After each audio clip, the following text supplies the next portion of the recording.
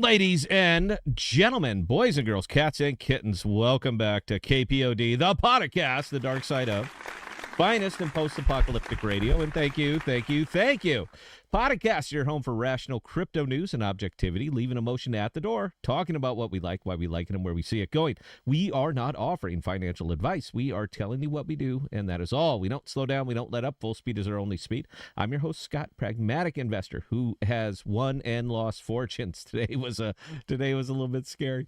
And joining me, as always, is the greatest producer of all time, the one, the only, the original, the mighty Bell. How are you doing today, Bell? You know what? It's been a busy day. I'm getting ready to head down to Tennessee. So yay. Yeah. And yeah, I know I'll be there. It's kind of been jumping up there. We're waiting for the one, the only, the original, the mighty Patrick Dunlop to pop on. Oh, okay. Never mind. Then we're going to go ahead and carry on here at the podcast at KPOD, the podcast. We have a tendency to talk about what others are not talking about and bringing the focus onto use case cryptos because, as we know, these are what drive the market and bring innovation to a world that desperately needs it. The status quo, it's no longer acceptable. It's time for a technological revolution. Welcome to crypto and welcome to the podcast. And again, thank you. Patrick, we got you here, sir? Are you ready? Are you ready to talk a little bit? I'm here. Can you hear me okay? I can hear you just fine. The audience can hear you just fine, man. We're going to have Wonderful. a good time here. So I wanted to get into a little bit of BD discussion with you. I don't know, Bella, if we filled up the room here, is there anybody on here who really does not know about Jackal, or is it mostly friends and family? You know what? As far as chat goes, it's mostly friends and family, but we did have questions sent to us over Twitter that from names I have never seen before. So we'll get those asked. Then we'll let Patrick do his song and dance that he's done 1,000 times before. We don't want to break it up, man. We want to keep it going. Little show note before we carry on. I got a package today, and this was in the package. This is what it said. It said Nuclear Chicken says hello, and inside of the package was were these right here, these traditional Hot Wheel Lambos, and you can see that we got lots of different years in here, guys. All right. We have pretty well represented the Lamborghini, and I can't tell you how much that means to me, brother. Bella and I have been doing this for a long, long time. We do not get gifts, all right? We don't get gifts. We don't get packages. We get grief. That's what we get for doing this. So I can't tell you how much that means to me, brother. It warmed up my heart. Definitely made my day. So thank you very much. I'm going to put these up in my collectibles case. I think it's cool. And, collectibles are supposed to be about memories. This is a fantastic memory, so I certainly appreciate it. All right. Mr. Dunlop, you and I got a lot to talk about here in about 20 minutes before we turn it over to the audience. But before we do, would you like to give yourself an introduction? Yeah, for sure. My name is Patrick. I'm one of the co-founders and CEO of Jackal Labs, where we build blockchains, and specifically the Jackal protocol, where we do data storage, where you can have access to hot storage, not only on Jackal, but on any chain. And that's really where it's going to come down to up there is any chain. One of the cool features that Jackal's doing is Jackal's not saying come to Jackal. Jackal's going to consumers. And it's crypto is a tough space. I don't know if you guys have been over here for any length of time, but crypto tends to be a very, very tough space. And if there's one area of crypto that is grossly misunderstood, I want to say that it's deep in. People simply do not grasp the concept of a product, a chain that is also a product. It's hard for people to wrap their heads around. So from a token standpoint, they just treat it like Doge. They treat it like Shiba. More people buy a token, go up. They don't understand the concept of actually taking this and going and getting customers and building a product and providing a service that somebody will pay for. And it's pretty well lost on most of the crypto space. But Fortunately, I'm not terribly concerned about it because, like, Jackal is going out and getting consumers. We built our very first app, and we built it on top of Jackal, and we are also going to go out there and get consumers. Now, Patrick, I'm bringing you up here on the screen with me. I'm the little guy, you're the big guy, and we never got to have this conversation, but I'd like to have it now before we really start to get into things. Aegis is competing against Dropbox. That's what it is. All right. Now, you are our AWS. The way that AWS is the storage layer for Dropbox, you are the storage layer for Aegis. Now, that gives us a lot of advantages because we can do things on Jackal that you simply cannot do through AWS, not with the costs that we're talking about. And the biggest advantage that we have by building on Jackal versus anybody else is three things. One, it's the redundancy. All right, I consider this. I consider this the absolute value proposition for Jackal as far as a consumer is concerned. Cats jumping across me. Is the redundancy, meaning that your files aren't going to get lost. Once they make it to Jackal, they will always be there in one form or another on one storage provider or another, but those files will always be there. And redundancy and being able to trust your data to the people who are hosting it, it seems to be a very, very important issue or a very, very important thing. And I think that consumers are going to be concerned about that. Now, you and I have had some of these discussions, and I absolutely consider that the number one value proposition. But is that enough for me to sell it to consumers, for me to be able to get it over into the hands of consumers? Now, I know enterprise loves it. That is it for them. That's it. They want to make sure their data is available and that it is always available. And you guys provide that. But I'm not sure that's enough for consumers. I'm not sure that's enough for me to go out there and go knocking door to door and get people to download Aegis and switch from Dropbox. So I have to incentivize consumers a different way. Now, I think that from a consumer standpoint, price is going to be the number one thing that they're going to be concerned about. So here's where it really, really gets interesting.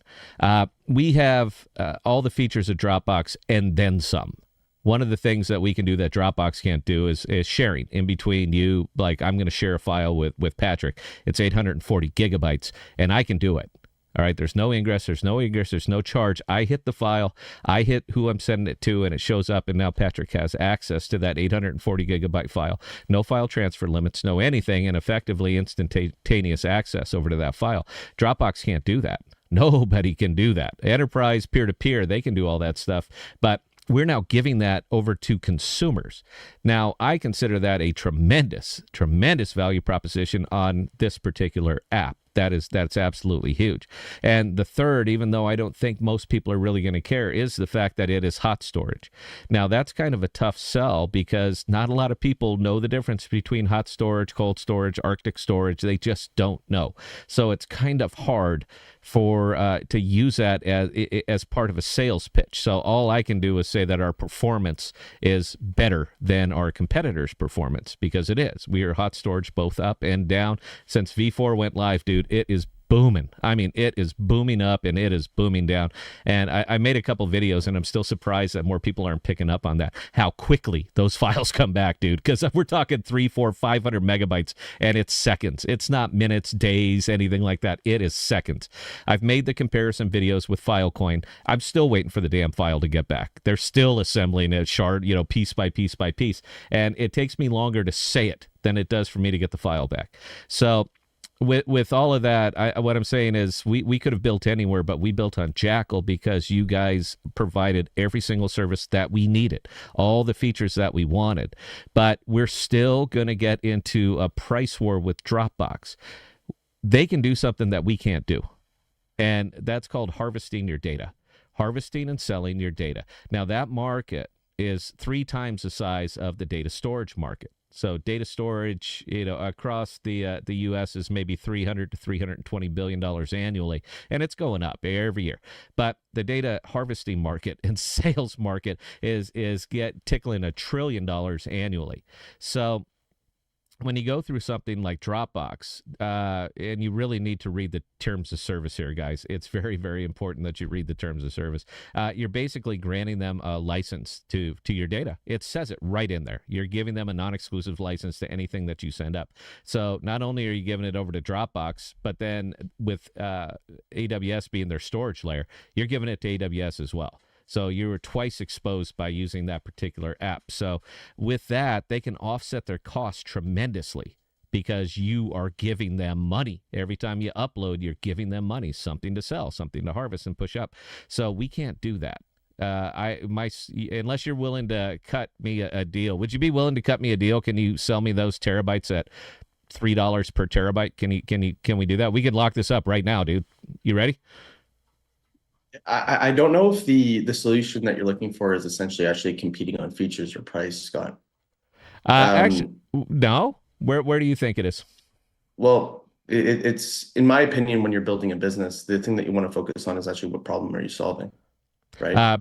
Privacy. That's the problem that I'm solving, is becoming an alternative for the status quo of data storage. We are that alternative.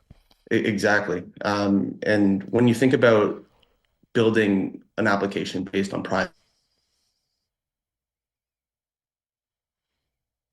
Are we still here, Belle? Can you hear me? I can hear you. Yeah, I think Patrick froze. Okay, let's wait for him to come back in and get that one together there. That's not my fault. Apparently we need having sucky internet issues, and I thought hopefully by now they'd be resolved, but yeah. I wanted to actually being able to raise the bar on price and have better margins for your application and your business that you're building at Jackal.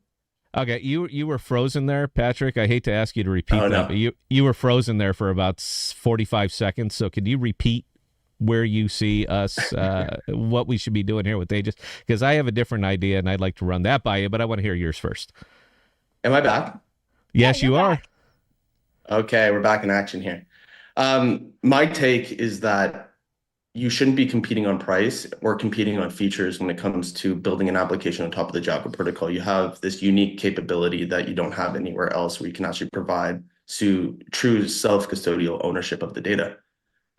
When you're not competing on features and you're actually solving a problem, when that comes, in our case, data privacy, right? I would argue that you could actually be the pricing leader when it comes to data storage, because you're able to pay a premium for the actual privacy and self-custody of the data. So I don't know if like price or features or that's actually the primary concern of the end user. What they want is a problem to be solved. I believe that Aegis is able to solve that problem when it comes to data privacy, specifically on mobile. And I think that you could actually be a pricing leader in that. That's my take. People are willing to pay money for problems to be solved. And I'd rather like focus on problems than compete head to head on features, because everyone can come up with features, but are you actually solving a problem?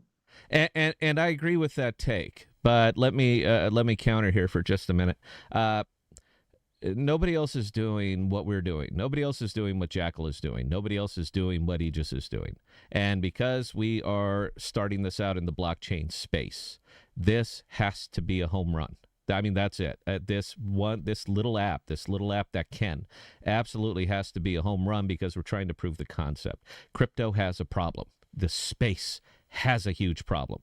I loved your Wildcat write-up. I thought it was absolutely perfect. And the problem is that this space has gotten so casual in what we are and what we'll try, that there are no more wildcats. People are not out there digging holes hoping for oil. They're just not. They are suddenly crypto has become the status quo, where everybody is copying everybody and just selling tokens and kind of hoping for the best. So it is very, very important that the little app that will be a success, if nothing else than to inspire other people to start drilling holes. That is where the true innovation comes out, and that's what literally changes the entire paradigm of the crypto space, and we need to do it. Now, I have one fortunate thing going for us here at Aegis, and it's actually kind of an important one. I pay you in Jackal tokens. So when I get a customer and they want to use Jackal and I facilitate that transaction, I pay you in Jackal tokens. Your protocol operates on Jackal tokens. The bulk of my buys of all the Jackal tokens that I own were between 2 and 3 cents. It hovered there for a long time. I felt like I was the last believer in the space, and I bought a lot of them.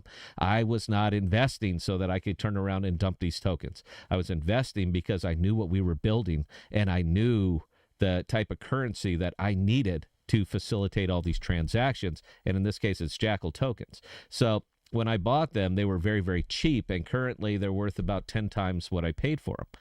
So I'm not exactly paying you $15 per terabyte because you accept them in Jackal tokens. I'm actually paying you about $1.50 per terabyte because I invested in storage futures. Now, I did the same thing with the cash. And by the way, I'm paying more for a cash than I'm paying for you. But I don't know yet, man. Let me get 20,000 customers, and then we're going to see where we're at with that. But I did the bulk of my cash buying when it was hovering between 19 and 25 cents just forever. It was just kind of stuck there, and I was buying it. So now when I go to redeem my compute futures, guess what they're worth? About $250. So they're worth about 10 times what I paid for them. So I'm not paying $190 a month for a server. I'm paying $19. Because that's kind of how it is. Now, this is where the philosophical question comes in, Patrick, and I want to put this to you because I like the way your mind works. With that and the fact that my costs are so cheap, I can literally win a price war against Dropbox as long as my Jackal tokens hold out. As long as I still have some, I can literally win a price war with them because I am paying effectively nothing for this. To use your protocol, I'm paying $1.50 per terabyte. And if Jackal continues to do better and better, which it will do as we push more and more data out there, get more and more customers onto it, it literally gets cheaper for me as we scale. Because the Jackal token starts to ascend, I still did the bulk of my buys at 2 and 3 cents. So let's just pretend that it goes up to, let's pretend it doubles up. Let's pretend it goes to 45 cents a token. I'm now paying 75 cents a terabyte. That's it. So as long as my tokens hold up, I could literally subsidize my own network, subsidize my own app, and go after customers aggressively because I can undercut the competition. So that's a thought that I'm kind of exercising right now, dude. We have not. We're launching, at NFT Nashville, but I still have not completely stamped down the price because I wanted to have this conversation with you before I do it. So that's kind of my logic and rationale. I would love to know what you think about that, though. I think it's great. The first thing that I would consider is that I believe that regardless, you're going to win a price war against Dropbox. Reason being is what you're offering is actually 3 terabytes of storage without any ingress or egress charges. So when you think about head-to-head, feature to feature, if we want to compete on features, you're going to win a price war regardless. For them to actually be able to compete with you on price, they would have to restructure the entire organization, cut their capital expenditures to zero, automate all their operational expenses, and they still probably wouldn't be able to compete head-to-head with you on price. So I would argue that if we want to go feature for feature, pound for pound here, I'm not really concerned about you having an issue relative to actual like a price war with a centralized entity in general. No, man. And again, my costs are so cheap on this, dude. But the whole thing is, dude, I want to get this product into the hands of as many people as I can, dude. I'm a political libertarian. All right. I just want to be left alone. And that includes my data. That includes my personally identifiable information. That includes anything that I'm doing online. I want that to be as private and away from everybody as it can possibly be. And I know that once it hits Jackal, it's gone. All right. That thing is absolutely gone. It does not exist. You don't even know who I am over there. You never even asked. You didn't ask what's your name, what's your address, any of that stuff. You never asked any of that. You just said, do you have Jackal tokens? You do? Great. Welcome to Jackal. I mean, just like that. It's a fantastic service. So, yeah, I'm blowing up your network, dude. I continue to slam this thing, dude. I make videos and stuff every single day, and everything goes straight to Jackal. The one thing that I was missing is the ability to do it mobily. Now, I've been doing it for months now, but I'm the only one because, we haven't released yet. But then once we get the ability to do it mobily, which we will come November 2nd, the hard release is on November 5th. I thought that was funny. I just thought it was a funny day to do it, man, because let's take it back, guys. Let's do it on November 5th. Yeah, so that's kind of what we're doing it. Now, We have a couple hundred people signed up for the alpha test, and I'm just going to pay for their accounts and just give them the app. I'm just going to give them the APK, go for it. I'm going to pay up their accounts for 6 months, give them a couple hundred gigabytes, and just tell them to go for it. Because I need that. We're going to get at that point that I'm going to have to sit there with Marston and have him track how much data and how much bandwidth we are pushing into your network from these hundreds and hundreds of people that are going to be doing it mobily, because I want to make sure that you guys can handle it. How confident are you? Let's say that let's say that we blow it out. All right, let's just say the stars align and we go to 5,000 customers inside of 60 days. Let's just pretend that we go to 5,000 customers. That's going to effectively 5x the amount of people that are on your network currently. So can you handle all of that action? Are you going to be able to take 5 times what you're taking right now? Are you going to be there? Because we only function if you function. So you have an extreme level of confidence that you got it, right? I'm extremely confident. The protocol after the V4 upgrade plus the changes that we've shipped recently, we have more changes coming with ZK proofs to actually make it a little bit more scalable when it comes to proofs going to the chain. I'm extremely confident that the protocol hasn't been more scalable ever than it has been today, and I'm really excited about that. We pretty much rebuilt the entire thing, right? I know, dude. We all been waiting for it. Crazy blockchain development takes time, right? But where we are right now, we haven't been more scalable. The next thing that I am excited for is, let's say in theory we start hitting millions and millions and millions of files onto the protocol. At that point, we can leverage something that we can actually steal from the Cosmos hub, is actually interchain security. We could horizontally scale out, having sister or side chains to Jackal, where we can have different types of storage. They can have different rules. We could have cold storage. We could have just another hot storage network that just batch proof to the main chain. So it horizontally scales, which is beautiful. So we don't have to kind of stack blocks on top of each other with vertical scaling, would you really do that? Would you dump all that on ICS? Well, I mean, would you do that and say, okay, your validators are actually going to work now? I mean, are you would do that? It's ICS, but Jackal is the host chain, right? Because they have to send the storage proofs to the Jackal protocol. Sure. Yeah. So we would just create a hub and spoke model around our own protocol to horizontally scale out if we hit bandwidth constraints with the size of the blocks. Okay. You know what? That's my goal, dude. Believe it or not, my goal is to brick your network, because we're sending it so many transactions that we crash it. Now, I know that's nobody likes to see a chain go down, dude. But if a chain is going down due to usage, the fact that there are so much stuff happening on that chain at once that the validators can't keep up, dude, that's a great problem to have. That is a fantastic problem, is slamming your chain and shutting it down due to demand on the chain.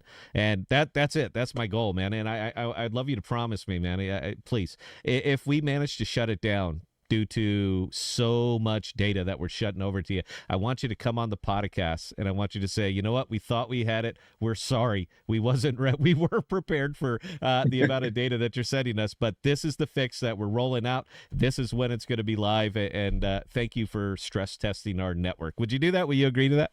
Of course. No, I'd be really excited. Any data that we can get on like extreme stress tests in a real world environment is a lot different from testing and testnet, right? So yeah, and we're always happy for that, but I'm pretty confident in the capability of our chain right now. Specifically, I was talking with Marston this morning about scalability specifically.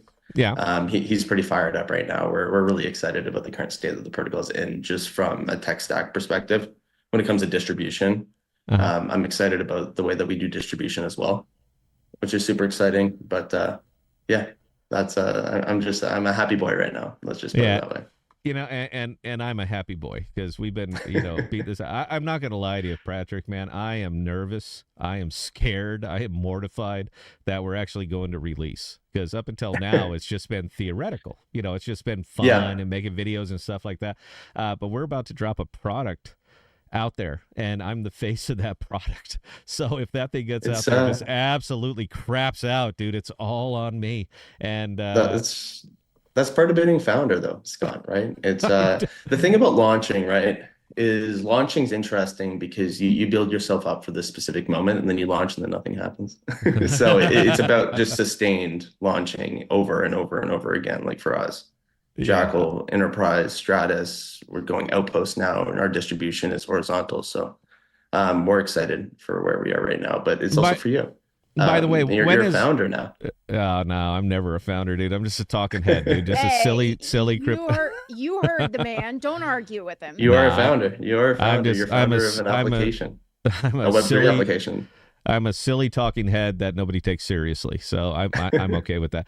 Speaking And of the person who has presented evidence in court, I would say, has overruled you. I don't, we don't even know Patrick. I've never shaken his hand. I don't know if he even exists in reality, man. I think he's just one of those, he's like just one of those Canadian creatures that just, pops up on live streams on occasion. Aside from that, I've never met the man. I don't even, it's not A little bit.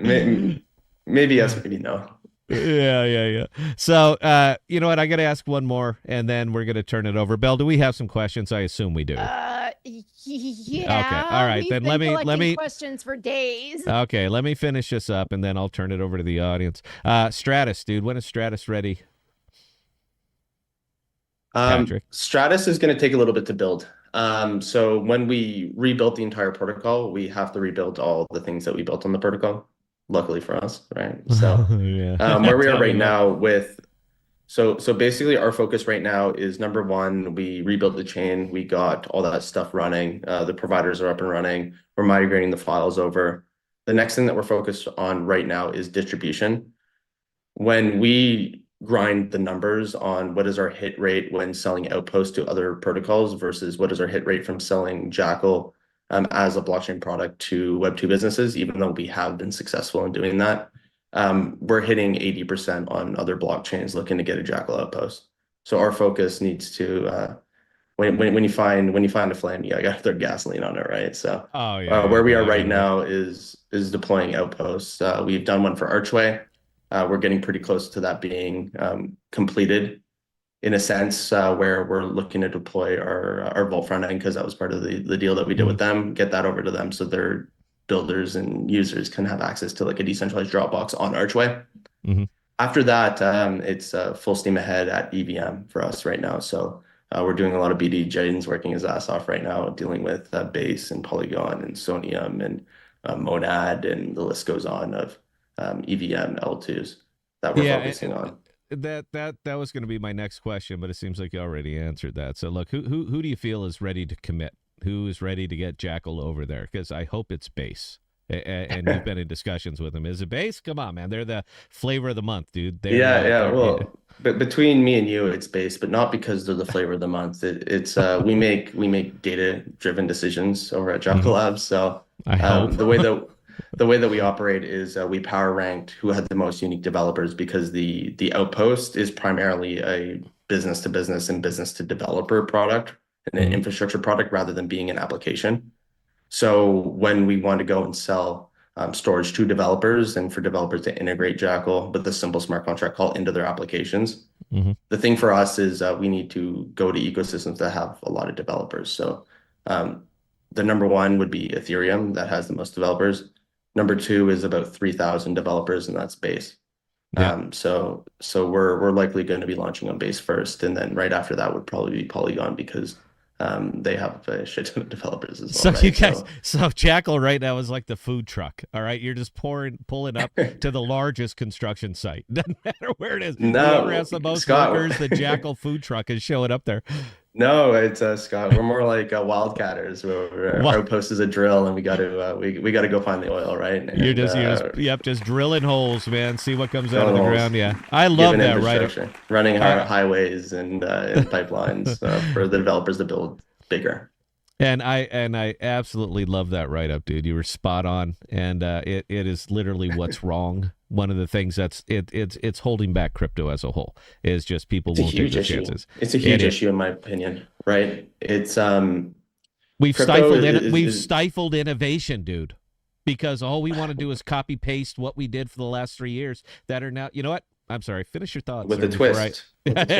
Okay. So here's my thought, right? When you look at crypto in general right now, it's a lot of white papers and big words and stuff like that, and it's might be the incentives might be in the direction of actually confusing people rather than providing value to people. There's a lot less people that are trying to solve problems, and I think that's really difficult. And that goes all the way down to the way that the incentives are lined up right now, right? Builders are incentivized to not launch their protocols to raise 3, 4, 5 rounds of VC funding so that the books can get marked up. I think that's a serious problem in the space. I think that that's why we're seeing protocols launch at like $9-10 billion and then go down 90% to $1 billion, but the VC still get to mark their books up, right? And that's the incentive, is to build these really big things that may or may not be solving your problem, but to raise multiple rounds before even going public, I guess would be a word to say, or launching the product in general. I have a lot of respect for different teams, Cash being one of them, where they don't raise a lot of money, or we're not a team that raises a lot of money. We raise what we need and we get to market. And the benefit of that is people get to actually, I want to say, get involved with the upside of that as well, right? It's about building your community, solving a problem, raising what you need, and getting to market. The other thing that I'm excited about is like private equity funds. I think that there's a huge opportunity for these guys to acquire traditional businesses and then move an aspect of them to crypto rails to cut line items by 80%. This is another thing that I think is pretty crazy, and these are kind of the more wildcatter style versus suits and ties style. But that's just kind of, maybe that's just who I am as a person. I like communicating in simple words, and I like solving problems, and I like getting to market, and I like building. And nothing can keep me in the way of that, even a few $100 million of 5 different rounds before we go launch, right? Sure. But You know, that's just me. yeah, I'm obviously I have the wildcat in me. That's why I have so much money tied up in just an app, dude. All right, look, man, we didn't get any funding. We haven't gotten any support. Nobody is going out of their way saying, "Oh, look at Aegis, man. They're going to change the way people are viewing blockchain." We're not getting any of that. We are literally alone out there in the middle of that big ass desert. And I said, "Put the hole right here, and it's gonna work." That's it. Don't worry, guys. Just keep digging. It's gonna work. So no, I understand what I understand what you're saying with that, sir. But you know what? None of it is possible without Jackal. I mean, it just isn't, because we could have easily did just a Filecoin kind of mobile Filecoin knockoff, but it would have been absolute crap. It's nothing I would have wanted to release. It's nothing I would have been proud of. It's nothing that we would have ever kicked out of V2 on. We would have just said, here, it's an app, go, it's great. But it's got to be about more than that, man. It's got to be about something big. And in this case, for me, it's privacy. That's it. All right. That's pretty much it for my part of the discussion. Patrick, are you ready? Because we do have some questions, man. Are you ready to course. go? Okay. I'm always Bell, happy for the fire round at the podcast. yeah, here it comes. All right, Bell, take it away. I have to go get a bottle, so you guys go ahead. My microphone is muted. It's all you.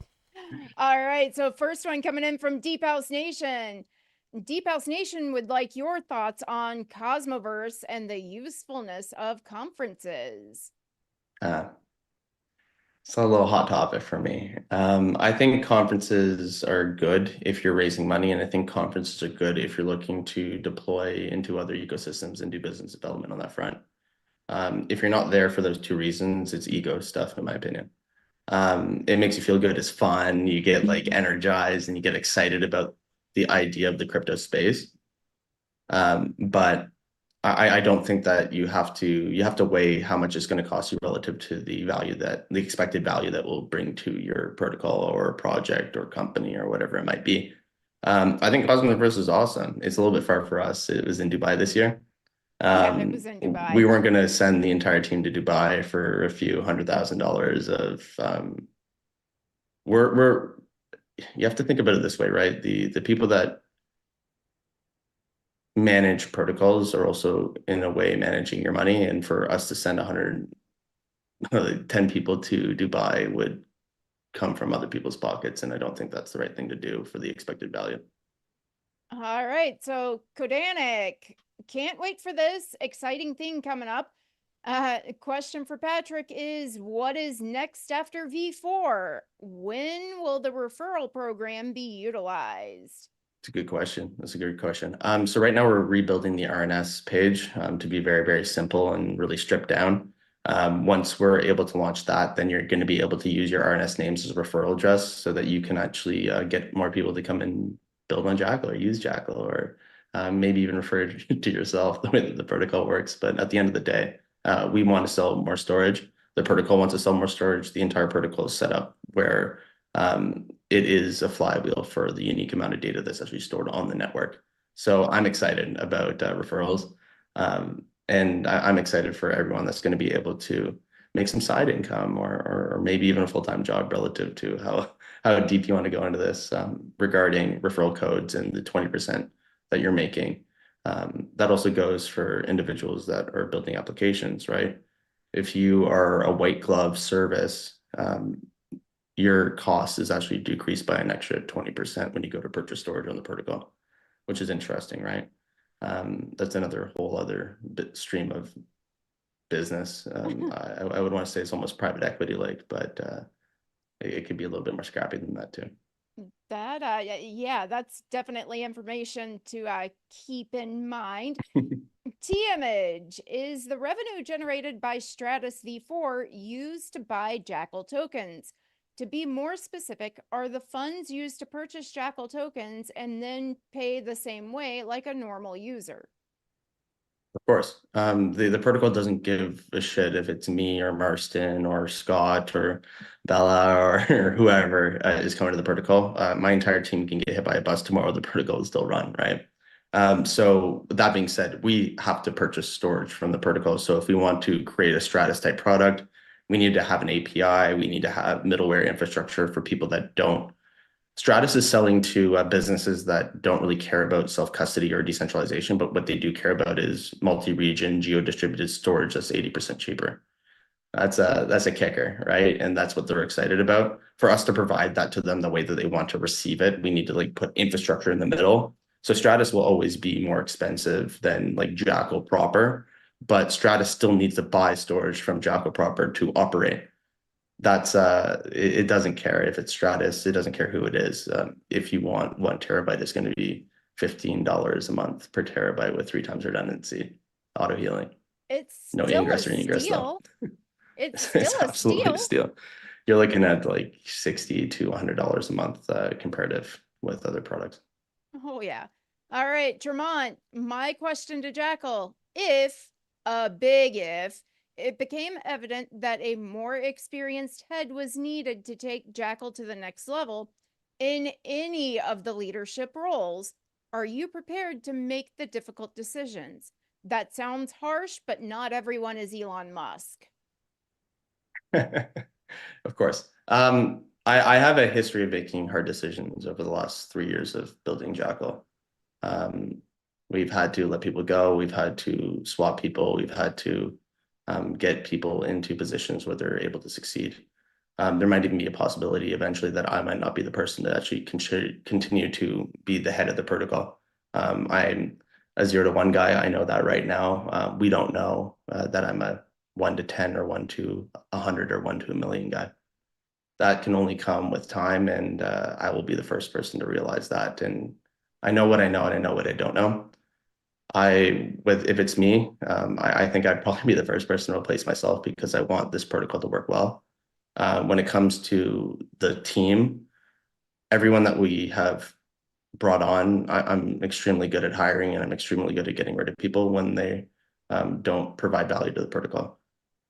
I've made hard decisions. I'm going to continue to make hard decisions, and I pride myself of hiring and firing extremely well.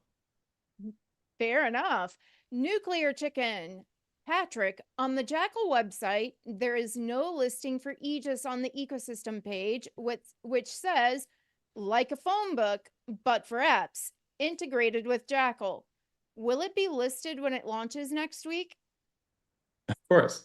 Of course. The second that I get a proper thumbnail from Scott, you got to send me over your brand book and your brand guidelines so I can throw it into the website. But wait a we're more than minute. happy. Is that all you need is the graphics? Dude, you should have messaged me.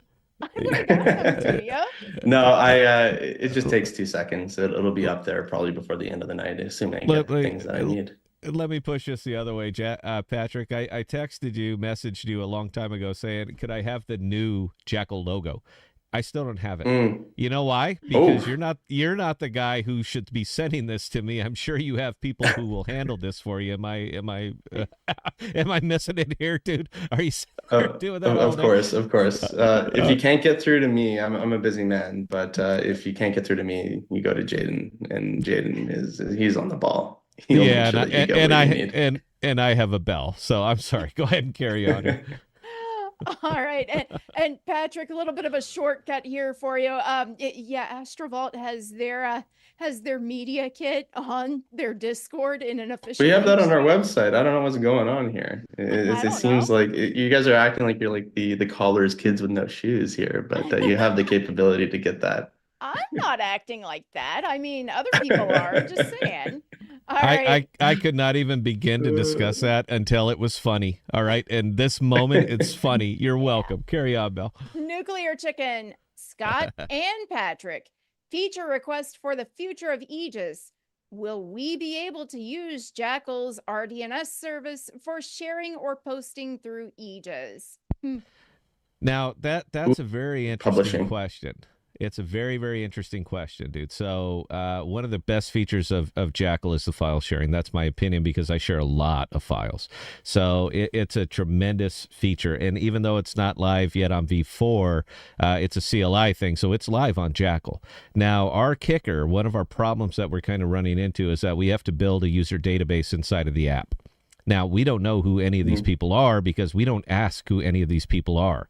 So we thought what a really, really cool thing to do, and which we might do, but we might need a little help from you, is that when we are sending you a brand new user, you're going to get a wallet address. How cool would it be if we could use that to auto-generate an RNS for them? Jackal RNS, because if we do that, then we could literally sort our phone books, our internal databases via RNS. And in this case, we still never ever know who our clients are, but they can share an RNS with another client. Does that make sense? You could also do something else, depending on what the user wants, right? So there's only one way to find out what the users want is for them to ask for features, right? So you might not know until you even launch, but the thing that's really interesting is in theory, you could create private shareable links that would be really, really, really, really, really, really, really hard to find, where you take the decryption key and then you put it into the actual URL of the file if you choose to share peer-to-peer. If someone doesn't have that URL, then they're not going to be able to access the file. Sure. Obviously, it's in like the gray web and in theory in the deep web, right? If someone wants to like scrape forever and try to go find it. But that's like kind of like an 80-20 there is you get 80% of the value for 20% more. Right, exactly. Man. Depending Yeah. on what they want, right? Also, like as soon as we have sharing live, you could integrate that directly in the application where you could go peer-to-peer with RNSs, or when people sign in, you can assign them an RNS like the protocol does. Yep, and that's going to be our big thing. And again, though, man, you got to keep in mind, dude, we're building this for Web 2. We're not building this for Web 3 people, all right? And if I go to my average Web 2 client and say, yeah, just look for an RNS, they don't even know what the hell that is. They don't know. They don't want to know. They don't care. It's called a username. They're Sure. familiar with usernames, right, Scott? Yes, they are. But we have to find a way to make this palatable to both Web 3 and Web 2. So it's going to be tough. Our bigger market is going to be Web 2 than Web 3. Web 3 are jaded. All right. After all the stuff we've been through with Celsius, FTX, Luna, all that other stuff, crypto people have become incredibly jaded.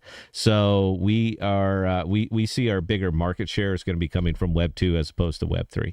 So I have to make this palatable for both sides, dude. It's a fine line trying to walk this between crypto bros and Cletus and Joanne. It's tough trying to find that middle ground on there, man. So they're going to want to look up there and say, well, I want to send this to Shelly. So I go and click the file and I look in my address book and I'm looking for Shelly, but there's no way to put Shelly in there. So that's the line that we're trying to walk here, dude. It's a tough one, man. It's going to be either way I go, it'll be wrong. All right. It'll be wrong. Half the people will hate what we did. Doesn't really matter. But I figured it out real quick, dude. And you and I had this conversation a long time ago. You are never going to please everybody. That's it. You are never going to please everybody. I'm not even going to try. I don't even like everybody. So why am I trying to bend my knee to every single human out here? All right. Look, man, we have to find the largest group that's cool with what we're doing. And we're just going to please that group. So, yeah, man, Jesus. I wish we had this guy. You know what? Yeah, Doesn't matter. Bell, yeah. carry on.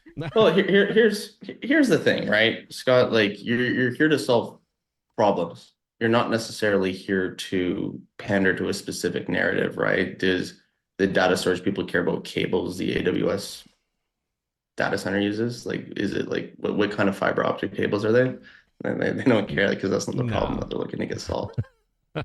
Well, I'm hoping they're just looking for privacy and reliability, because that's it. That's what they want. That's our money shot right there, man. That's Privacy the and bread and butter, reliability. and the riches are made in the niches, as some people say, right? And just focusing and double down and triple down on that specific focus is where I would focus if I were you. Yeah. And it's going to be fun because I'm going to show numbers, dude. I'm going to say, look, these are our users. This is the activity that we have. This is how many files are coming up, going down, being shared, all that other stuff.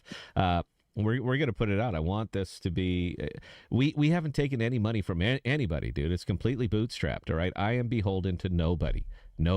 So what I choose to do with my app and the data I choose to share, that's completely up to me. But again, dude, this has to be a home run, because I want to prove to the entire crypto world that consumers are just as important as investors, and apps are just as important as chains. If we want to actually break out of the if not more important. If we want to break out If of the not shit that more we're into important, right right? Yeah, I don't want to say that because you you build chains. I'm building apps, so I don't want to say, yeah, I got you, Patrick. No. I don't want to say No, that. we build app chains, Scott. We build app chains. But here's the thing, right? It's the value is made at the closer you are to the user, the more money you make, essentially, right? You think about Amazon starts as a bookstore, now all of a sudden they're doing infrastructure, right? Google starts as a search engine, all of a sudden they're doing infrastructure, and they move down the stack. Everybody's doing infrastructure, man. Web3 is different, and building on blockchain tech is also different, where you have to build the infrastructure first and then move up the stack. And you hope that other people are willing to come and build on your application, and that's really special. Yeah, well, I'm going to push value to you, dude. I'm going to push a lot of data over to you. I already know your new tokenomics model. It's been revised. Unique terabytes is all that this really needs. I'm going to send you a lot of unique terabytes. Anyway, carry on, Bill. That's all we want. That's all we want. All right. So new type, any updates on getting Jackal listed on Masari's research website? Not sure why they never list Jackal on their depend section. I think we're listed now. We weren't listed before, but I did see a screenshot come out where we were listed. Regardless, a lot of those are paid media, right? It's a pay to play situation there. And yeah, like we might not be listed on Masari, but we might be listed on, for example, like Compound VC, like they had like a big depend report that we were listed on. It really just depends on who's writing it, right? If they're familiar, if they're not familiar. It's important for us to do BD to actually make sure that we're in front of those people. But the price has to be right? We don't want to waste anyone's money on things that, like, what is the actual return on that? What the protocol wants is unique terabytes, and we're going to spend all of our money to make sure we get unique terabytes. All right, comment from Political. Files will never get lost.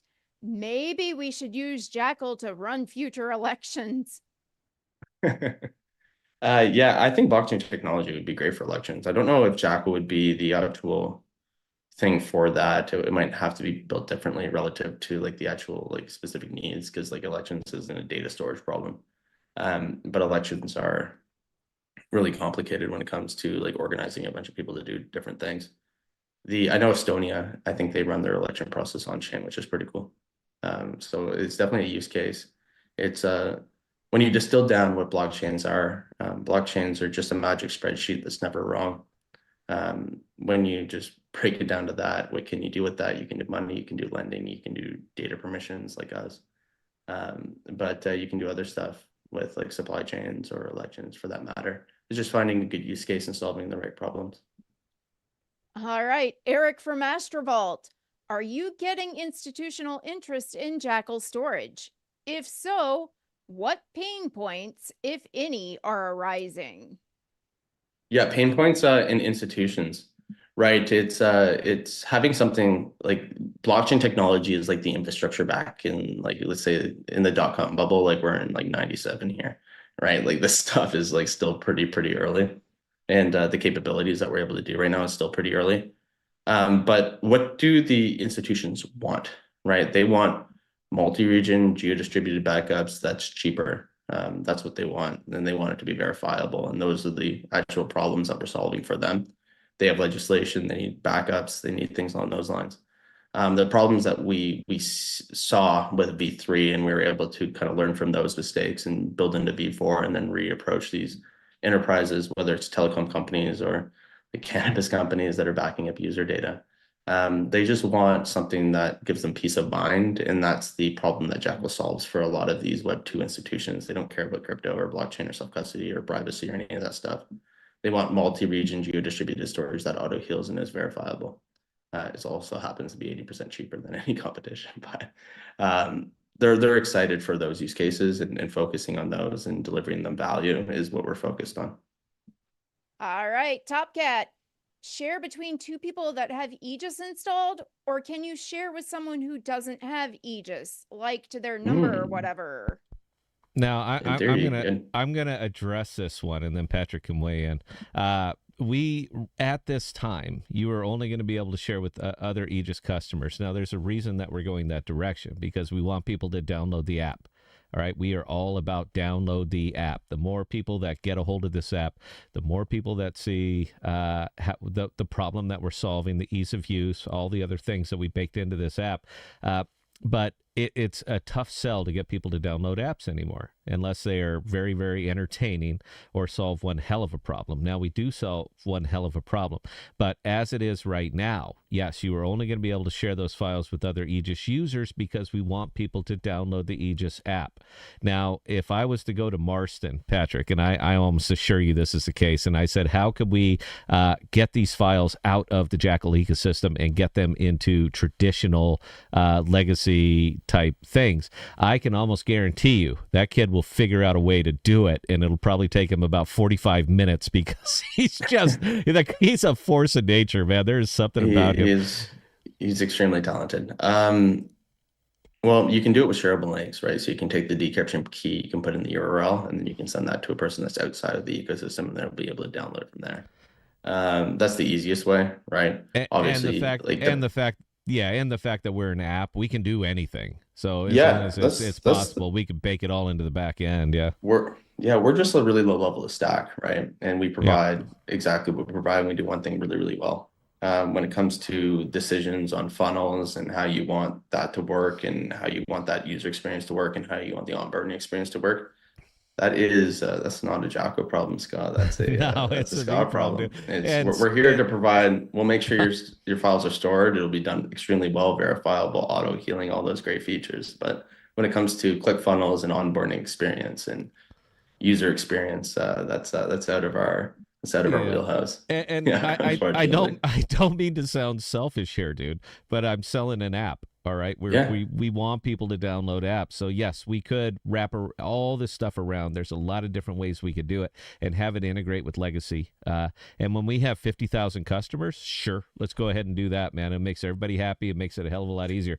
But until I get to 50,000 customers, I have to find a way to get those customers.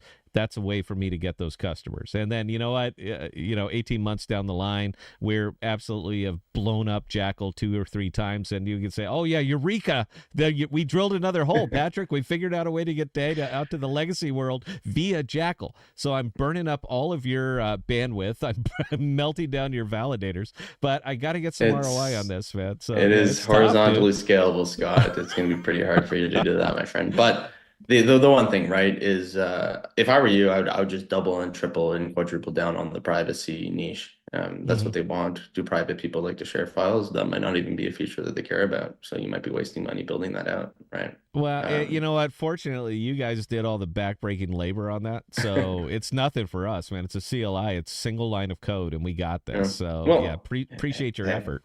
We need to build a lot of features for a lot of different people because we have a lot of people that have different needs, right? And NFT Marketplace has different needs than Aegis or an AI or DeepIn product. They have very different needs than a Web2 company that's looking to just back up data, right? So we have to build really good dev tooling, and we have to make sure that we provide a lot of value to those people, and they're all different, and it's a lot of work for us, but we're really excited and happy to be building a great place for people to build applications.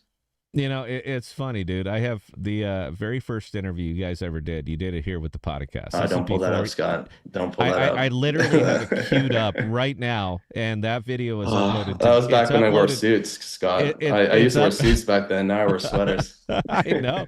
It's uploaded to Jackal Protocol. So guess what? Never gonna go away. Very lucky. All right, as long as I No, pay you, it's there no. forever. It's, And it's I was memorialized into the protocol itself. it is.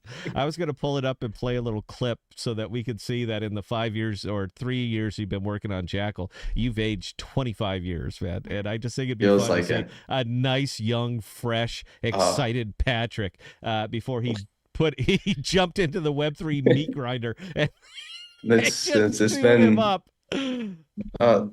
that's the other thing, Scott, that you have to think about is yeah, we didn't honestly, I pride ourselves as like the vision has been coherent the whole time. We haven't really It has. pivoted or wagered from that. You thought we were crazy when we were saying we're going to do hot storage, but we It's didn't. my it's my business, dude. I know what it Yeah. takes. I was surprised. Scott goes, there's no way you guys are doing hot storage. There's no way you can It's do hot storage. impossible. It's impossible. And we're just like, Scott, we're going to do it.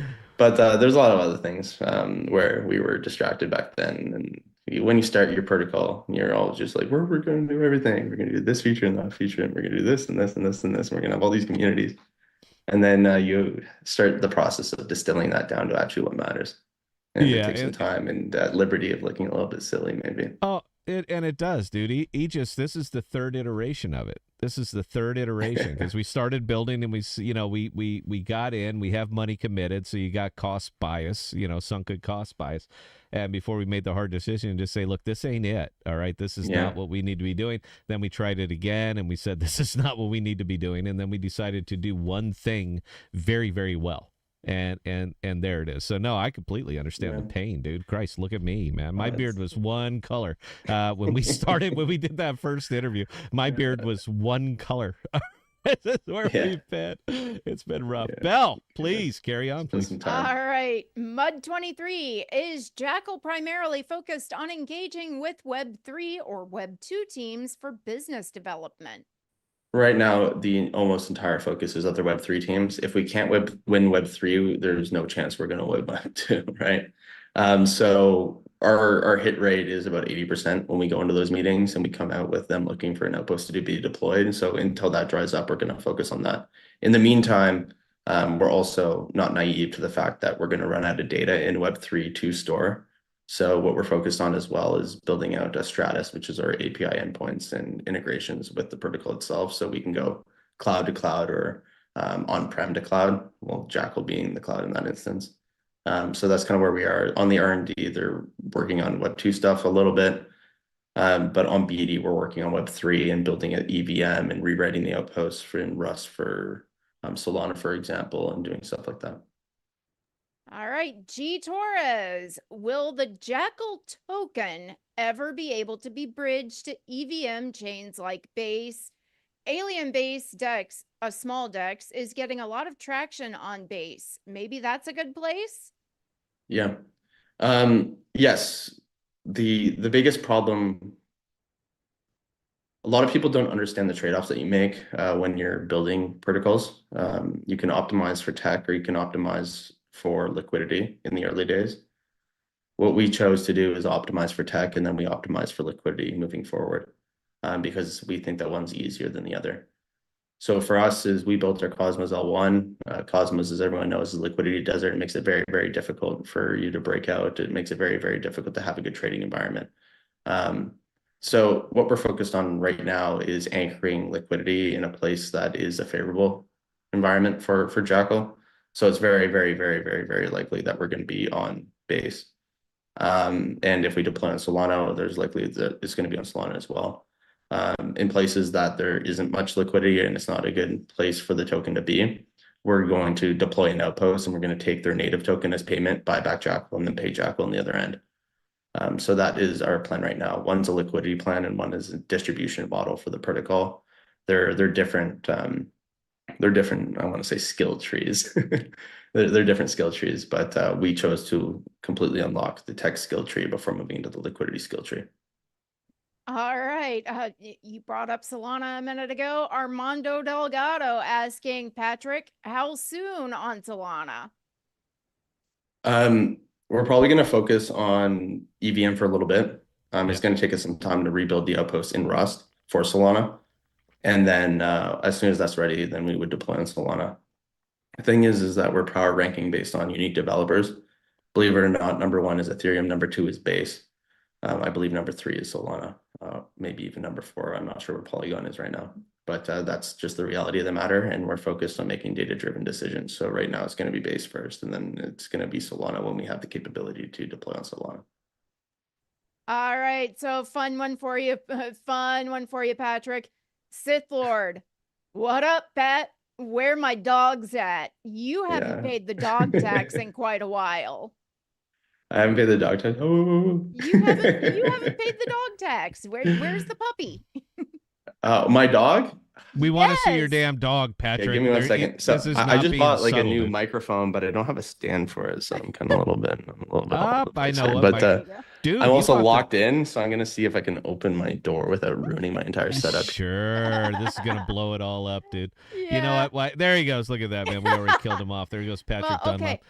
He's gonna surprise everyone and pay the dog tax. That's what it is. And you know what? We can fill screen time until he jumps back on. Yeah, as far as being locked in, that's kind of funny on that. So we started, the construction of the studio. Man, this got out of hand, Belle, by the way. I didn't tell you the last little bit from Andrew, but this kind of got out of hand.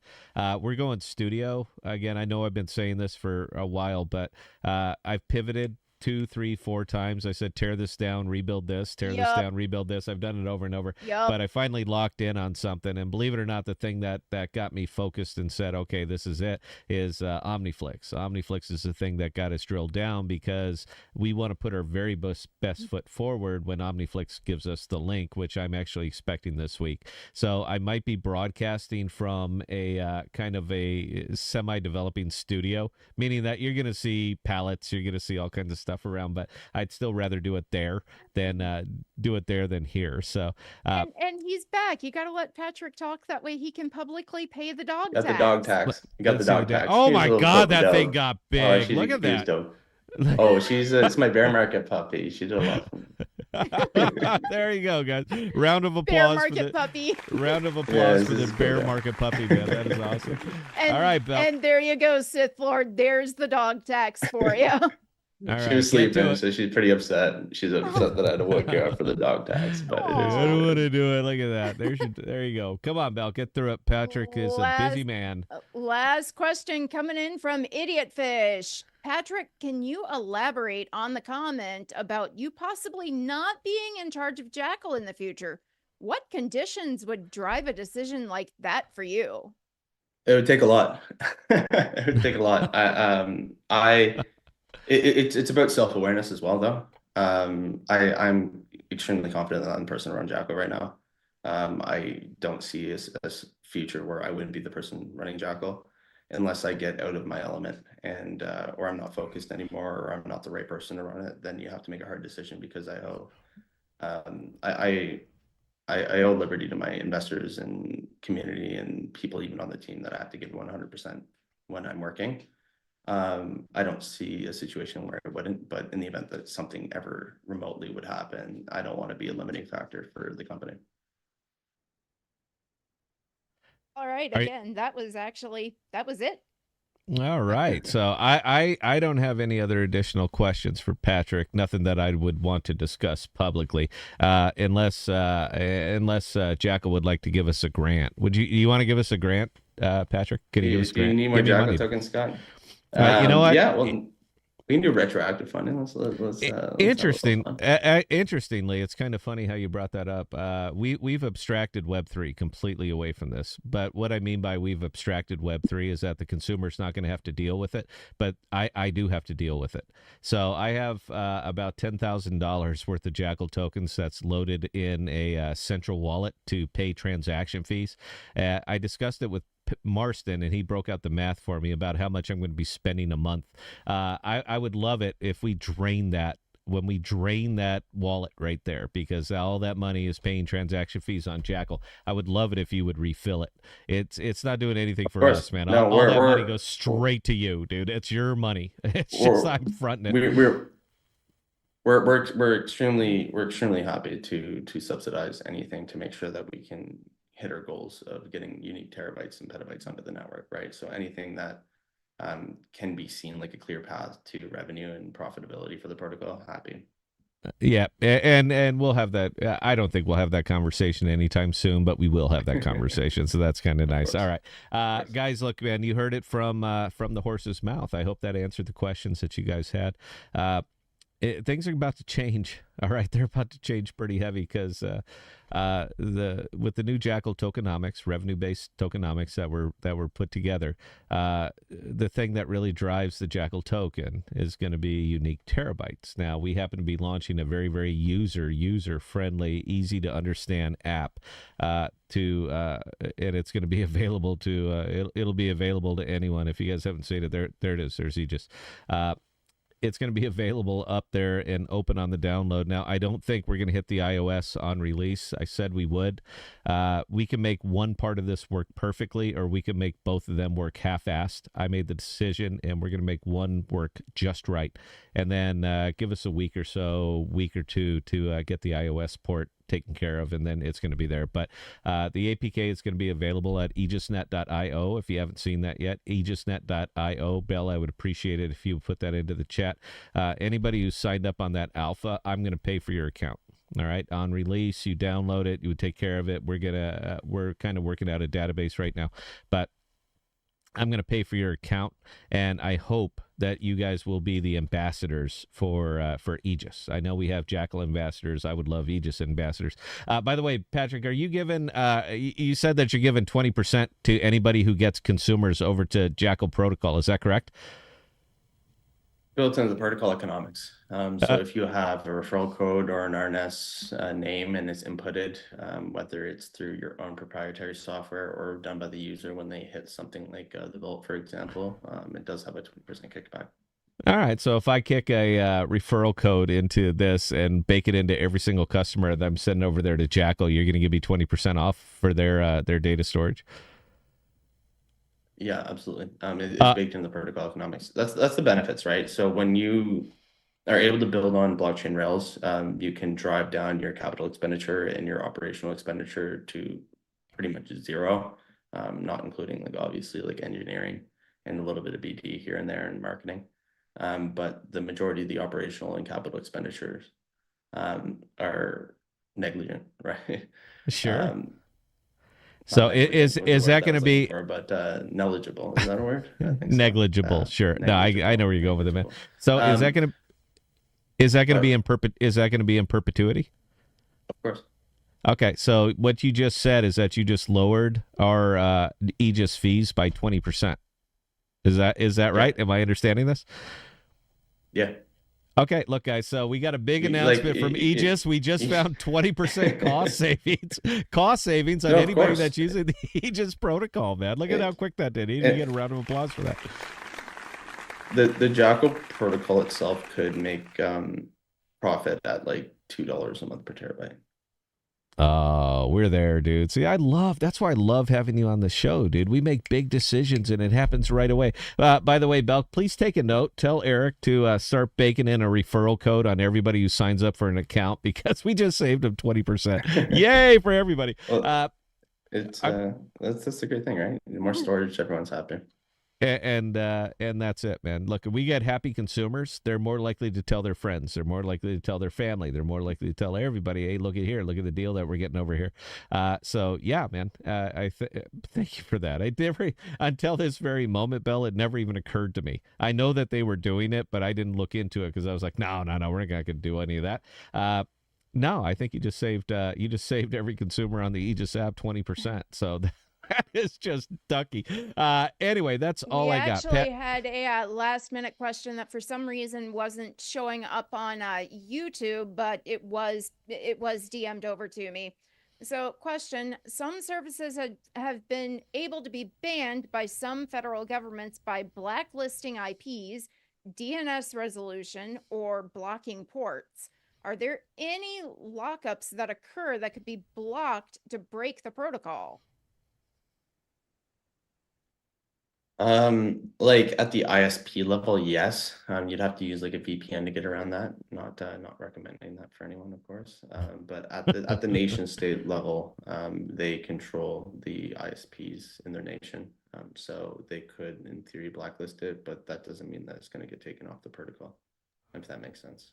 It That's it just how the internet's built, and there's nothing we can do about that. But can we guarantee that it will be there and it will be available and it will remain uptime? Absolutely.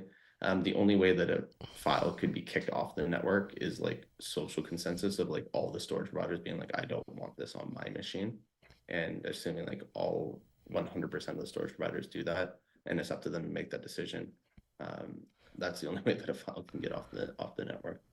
Yeah, and we all know the type of files that we're talking about here. All right, look, anything that would be morally acceptable to the bulk of the human race, it's not going to get kicked off the network. The truly deviant shit that we know that we're tiptoeing around here, if you flash that for even a second anywhere, I guarantee you the hammer of God is going to come down on those files, because I happen to know a lot of the storage providers. I am a storage provider. I guarantee you that is out. And that wallet is listed, everything is listed, anything attached to it is gone. I will personally not host it, and I got a hunch my my other storage providers out there will do the same. So that's like, you'd have to be doing something pretty intense. Like even like I guarantee you, like if it's something like war crime stuff that's being hosted on the protocol, I don't think storage providers are going to kick that off if they want like a war crime like archive to make sure that like stuff like that could be used as evidence, for example. That's a good example.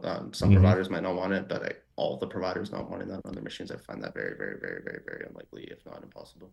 No, I think we all know what we're talking about here. So, yeah, if that gets out, you're gone, dude. And not only that, I think we're going to take it, whitelist it, send it to the FBI and say, this is the guy that you're looking for. That was your call, dude. All right, you decided to expose the data. Now we have to take action on it. So it is what it is.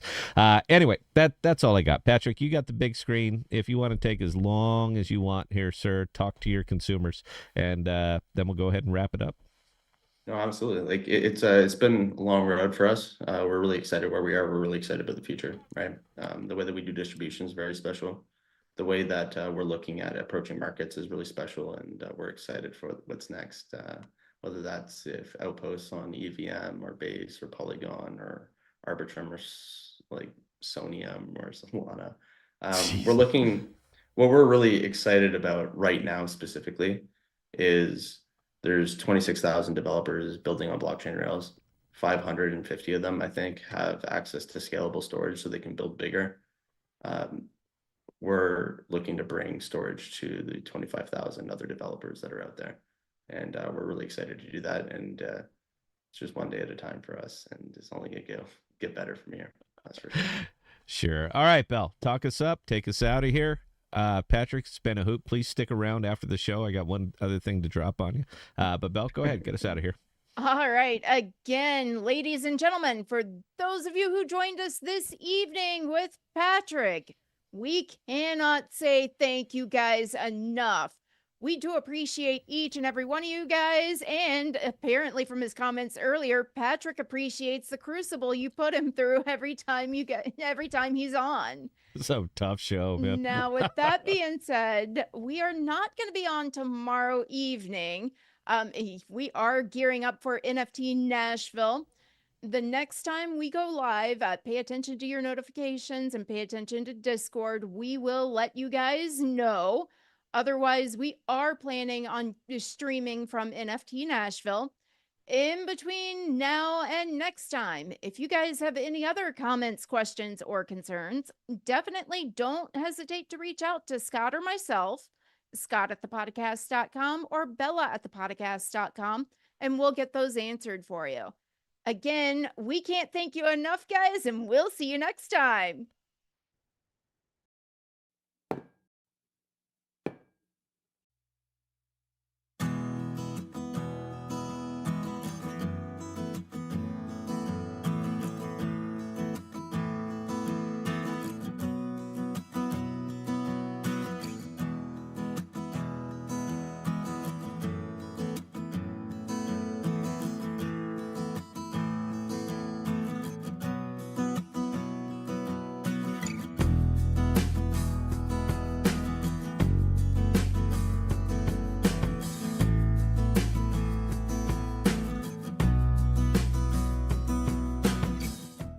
We are dropping new videos and podcasts every Sunday, Tuesday, and Thursday. And be sure to look for us on Instagram, Twitter, and Parler at The Podocasts.